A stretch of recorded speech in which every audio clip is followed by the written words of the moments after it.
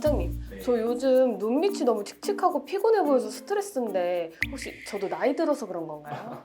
나이를 말씀하시기에 피디님이 아직 어리신데 요즘 어떤 식으로 눈밑 관리하고 계세요? 혹시 비싼 아이크림 듬뿍 바르시거나 눈밑을 막 이렇게 세게 문지르면서 마사지를 하고 계신가요? 네, 맞아요. 요즘에 맨날 아이크림 바르면서 열심히 마사지하고 있거든요. 그런데 별로 효과 못 보셨죠? 오히려 그런 습관 때문에 주름이 더 깊어지고 탄력이 떨어질 수도 있어요. 네?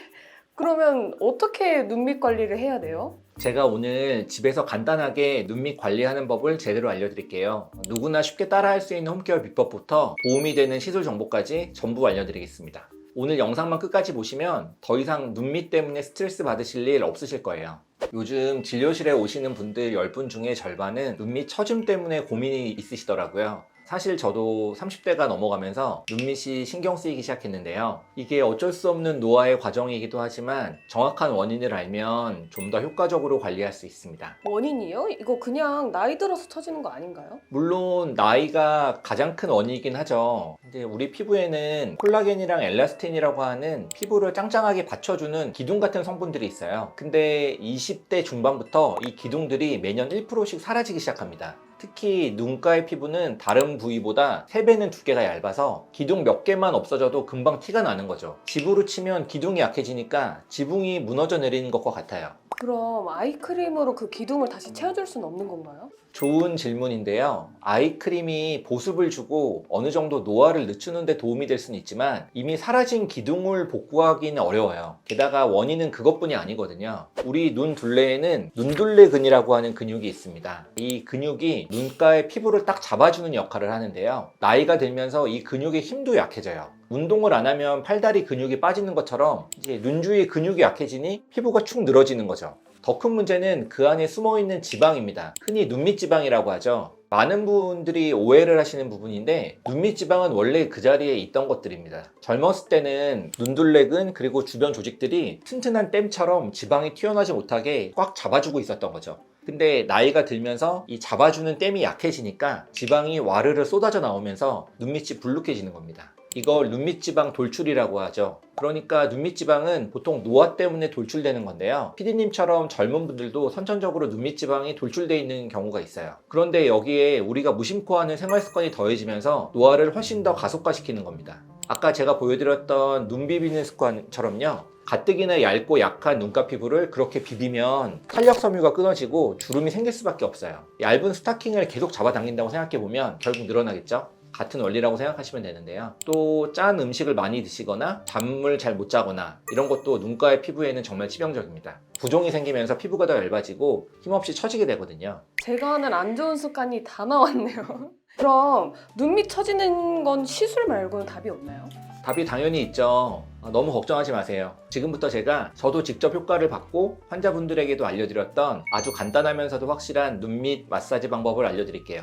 딱 4단계만 기억하시면 됩니다. 먼저 1단계는 림프 순환 마사지예요. 우리 몸의 하수도라고 불리우는 림프의 순환을 도와서 붓기와 노폐물을 빼주는 거예요. 우선 피부 자극을 줄이기 위해서 아이크림이나 부드러운 로션을 눈가에 넉넉히 발라주세요. 아침 저녁에 크림을 바르실 때 하시면 별도로 따로 바르지 않으셔도 될 것 같고요. 평소보다 마사지를 할 때는 조금 더 두껍게 바르신다고 생각하시면 됩니다. 중지를 이용해서 눈 안쪽 여기 콧대 옆 움푹 파인 곳부터 이렇게 시작하시면 됩니다. 여기서부터는 눈밑 뼈를 따라 관자놀이 방향으로 아주 부드럽게 쓸어주세요. 절대 세게 누르시면 안 되고 아기 피부 만지듯이 하시면 됩니다. 그리고 관자놀이에서 귀 앞쪽을 지나 목까지 쭉 이어서 쓸어 내려주시는 겁니다. 이 동작을 5번 반복해 보세요. 관자놀이랑 목 쪽은 살짝만 눌러줘도 되는 건가요? 네, 맞아요. 관자놀이와 목에 있는 림프절은 살짝 지그시 눌러주면 더 효과가 좋습니다. 이 마사지만 꾸준히 해도 아침에 붓는 게 훨씬 줄어드실 거예요. 2단계는 제가 이름을 지어봤는데요. 피아노 터치라고 지었는데 이름처럼 피아노를 치듯 가볍게 두드려주는 거예요. 우리 손가락 중에 제일 힘이 약한 약지를 이용해서 눈가 전체를 톡톡톡 두드려주세요. 근데 지금 너무 약하게 하고 계시는 것 같은데 이게 정말 효과가 있나요? 그럼요. 아까 눈가 피부가 아주 얇고 예민하다고 말씀드렸잖아요. 이런 가벼운 자극만으로 혈액순환이 원활해지고 피부 탄력을 깨우는데 충분히 도움이 됩니다. 오히려 너무 세게 두드리면 자극만 되고 역효과가 날 수 있어요. 이건 1분 정도 하시면 좋아요. 다음 3단계는 관자놀이 펌핑입니다. 관자놀이는 눈 주위 근육의 긴장을 풀어주는 아주 중요한 포인트예요. 중지와 약지를 관자에 대고 지그시 누르면서 작은 원을 그리듯이 마사지 해주세요. 잠깐만 해봐도 눈의 피로가 풀리는 걸 바로 느낄 수 있을 거예요. 눈 주위 근육이 풀리면서 부종도 줄고 장기적으로 눈밑 처짐 예방에도 도움이 됩니다. 이것도 1분 정도 반복해주세요. 마지막 4단계는 냉찜질입니다. 마사지로 자극받은 피부를 차갑게 식혀주면서 마무리하는 단계예요. 가장 좋은 방법은 냉장고에 10분 정도 넣어둔 시원한 마스크팩을 붙이는 거고요. 만약에 마스크팩이 없다면 화장솜에 스킨을 듬뿍 묻혀서 올려놓거나 차가운 숟가락을 잠시 대주는 것도 좋은 방법입니다. 알로에겔을 듬뿍 바르는 것도 피부 진정에 아주 효과적이고요. 이렇게 마무리를 잘 해줘야 마사지 효과가 배가 됩니다. 이 4단계 전부 다 해도 5분이 안 걸린다는 점이 제일 좋네요. 그럼요. 오늘 알려드린 홈케어만 꾸준히 하셔도 분명히 눈에 띄는 효과를 보실 수 있을 거예요. 하지만 제가 솔직하게 말씀드리면 홈케어는 어디까지나 예방과 유지의 개념이 강합니다. 이미 댐이 무너져서 지방이 튀어나오고 주름이 깊게 패인 뒤라면 홈케어만으로 한계가 있을 수밖에 없죠. 그럼 눈밑 처짐을 해결하려면 어떤 시술을 받는 게 좋을까요? 눈밑 시술에는 대표적으로 3가지 정도 있어요. 여기서 포인트는 무조건 비싸고 강력하다고 좋은 건 아니라는 점입니다. 어떤 시술이든 내 피부에 맞는 시술이 나에게 최고로 좋은 시술이거든요. 제가 추천드리고 싶은 시술 첫 번째는 고주파 리프팅인데요. 대표적으로 써마지가 있죠. 이건 느슨해진 콜라겐 기둥에 열을 가해서 쫀쫀하게 조여주고 새로운 기둥을 만들도록 도와주는 시술이에요. 다리미로 살짝 구겨진 옷을 펴주는 것과 비슷합니다. 써마지는 눈밑 처짐이 아직 심하지 않거나 이제 막 잔주름이 생기기 시작해서 미리 노화를 예방하고 싶은 20대 중반에서 30대 분들께 가장 추천드려요. 회복기간도 거의 필요 없고 자연스럽게 탄력이 차오르는 느낌을 받으실 수 있습니다. 그럼 이미 눈밑이 좀 볼록하고 처진 사람은요? 그런 분들은 초음파 리프팅이 조금 더 효과적일 수 있는데요. 울세라나 슈링크 같은 시술이 있죠. 고주파가 피부 표면 가까이에 작용한다면 초음파는 조금 더 깊숙이 피부를 지지하는 근막층까지 에너지를 전달합니다. 제가 환자분들에게 이렇게 설명을 드려요. 집을 리모델링 하는데 벽지만 새로 바른다면 그런 건 써마지에 가깝고요. 집의 골조 자체를 튼튼하게 다시 세운다면 이제 울세라의 개념과 좀 비슷하다. 이렇게 이해하시면 될 것 같아요. 그래서 눈밑 처짐이 눈에 띌 만큼 진행됐거나 얼굴 전체 탄력이 떨어진 40대 이상의 분들이라면 초음파 리프팅이 좀 더 만족도가 높으실 수 있습니다.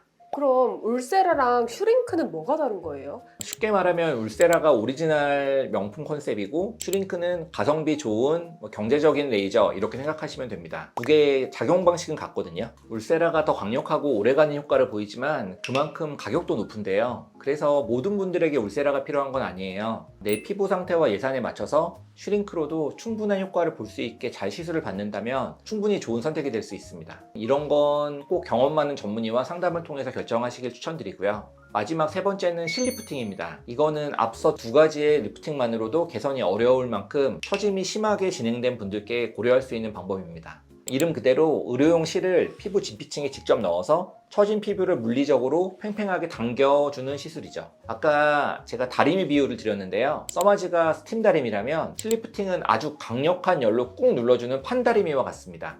깊게 팬 주름을 확실하게 펴주는 거죠. 단순히 당겨주는 게 아니라 삽입된 실 주변으로 콜라겐이 재생성되면서 장기적으로 피부 탄력 개선 효과까지 볼 수 있습니다.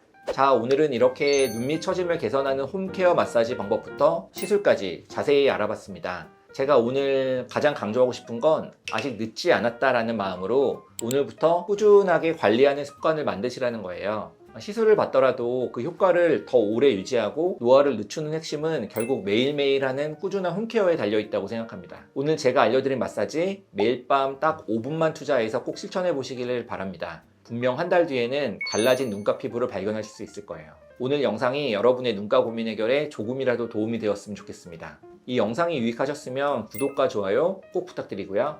홈케어나 시술 관련해서 더 궁금하신 점이 있다면 댓글로 편하게 질문 남겨주세요. 다음 영상에서는 더 유익한 주제, 바로 10년은 젊어 보이는 보톡스의 황금 부위 3곳에 대해서 낱낱이 파헤쳐 드릴 테니 기대 많이 해주세요. 감사합니다.